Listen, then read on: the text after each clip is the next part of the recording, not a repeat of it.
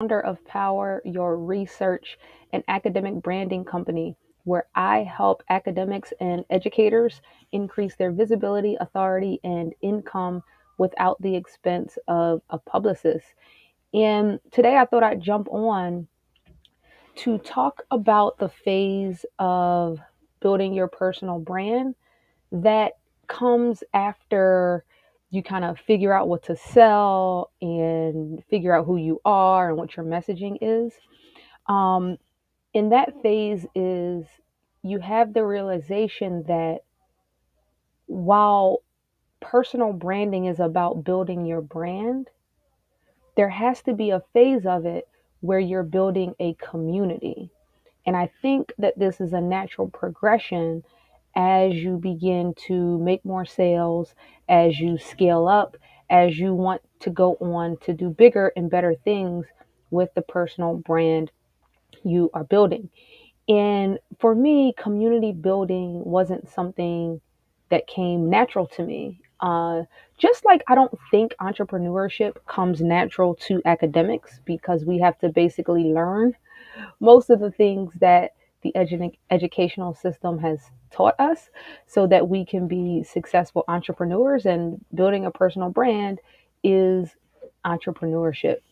And so I've been thinking about, you know, what are some specifics that I can share around being someone that's building their personal brand, making some good money at it, and then the next phase of kind of building the community, because I don't think your personal brand will be as sustainable, meaningful, or impactful if you don't have a core group of people who are really enrolled in your mission and vision and who are really connected to you, activated, and are out in the world, um, being a part of your community as individuals, if that makes sense. And I finally figured out a way to talk about this to you using a real life example. So I am, and I don't have a lot of time because I got to jump on a coaching call in 5 minutes.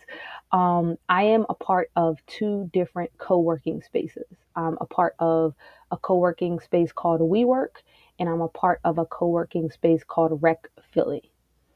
And these two, in the way they operate, show me what community building looks like very clearly, because WeWork doesn't isn't community to me. It doesn't feel like a community at all. It's just a space that I come to do work.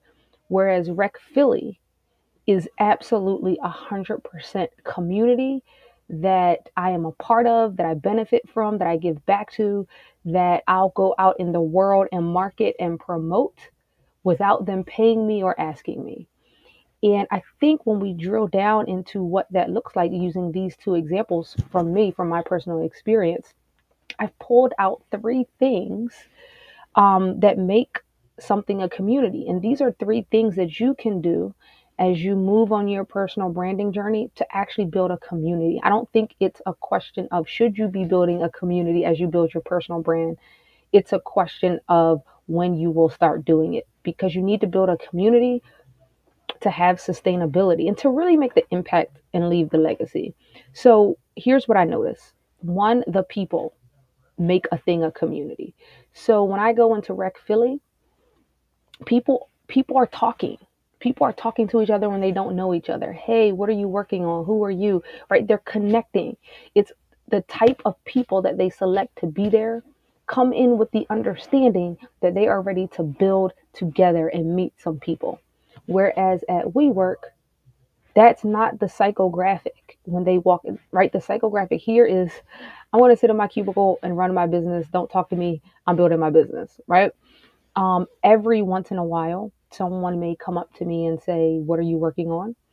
But other than that, people are heads down, not really talking. You barely get a smile out of people. So if you're looking to build a community for your brand, around your brand, attract the type of people that are in it to connect with other people, which leads me to my second one is the opportunities to connect intimately. So Rec Philly gives multiple opportunities per week for you to go find your people within their community. They have groups for all different types of people where you can show up and talk to people who are interested in the things you're interested in. WeWork does not have that on a consistent, dedicated basis in which they actually want people to be doing things together from all different parts of the membership. And I'm going to go through these quick because I got to jump on a call. The last one is connection to actual like material opportunities. So what I mean by that is when I look at these two organizations, Rec Philly has connected me to hundreds of thousands of dollars worth of opportunities. I have not received any material connection to an actual financial opportunity or just lead or connection or anything from WeWork. It just is a space for me to go to do my work.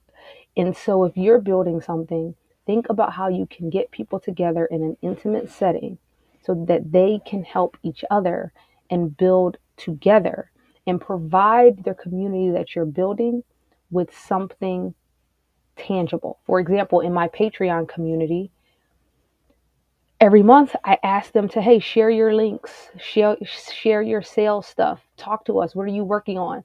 There could be potential customers in here for you. Quarterly, I do sessions that are intimate on topics where people can join and learn from me and ask questions and meet each other. And so if you can do that in the digital space or live, because Rec Philly does a really good job with having digital options and live options, then you are building a community.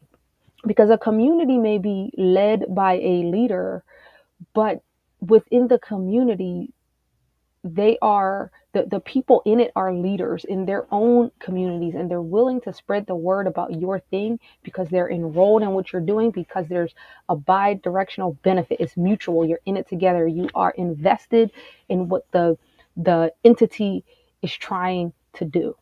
So as you think about building your brand, think about building community, because I want this to be sustainable for you, beneficial for not just you, but for others, so that you can have longevity in terms of selling your things and building your things and leaving your legacy and that kind of thing. Make sure people miss you when you're gone, right? When you're building your thing, ask yourself, will people miss me? Will they miss this entity if it were to be gone today? I hope this helps somebody out there. Thanks so much. And drop any questions or